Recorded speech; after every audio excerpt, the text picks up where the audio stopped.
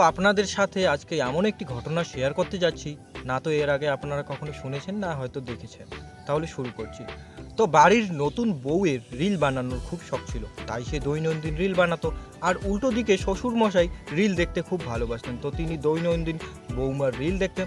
তো এভাবেই রিল দেখতে দেখতে তিনি বৌমাকে ভালোবাসতে শুরু করেন, আর উল্টো দিকে বৌমাও শ্বশুরের প্রেমে হাবুডুবু খেতে শুরু করেন। তো এভাবেই দিন চলতে থাকে। তো হঠাৎ একদিন শ্বশুর ও বৌমা মিলে দুজনের রুমে রোমাঞ্চ করছিলেন, আর তৎক্ষণাৎ এই ঘটনাটি দেখে ফেলে শাশুড়ি। তো কিছু বুঝতে না পেরে চিৎকার চেঁচামেচি শুরু করে দেন, আর উচিত মতো সঠিক সিদ্ধান্ত নিতে না পেরে শ্বশুর ও বউ মিলে সেই শাশুড়িকে চাকু দিয়ে গলা কেটে হত্যা করেন। আর এই ঘটনাটি যখন চারিদিকে ছড়িয়ে পড়ে এবং পুলিশ তদন্ত শুরু করে, তো জানা গেছে যে এই ঘটনাটি ঝাড়খণ্ডের গিরিডির। আর এই শ্বশুর ও বৌমার পবিত্র সম্পর্ক নিয়ে আপনাদের কি মতামত তা কমেন্টে বলে যাবেন, আর এই ভিডিওটা বেশি থেকে বেশি শেয়ার করবেন।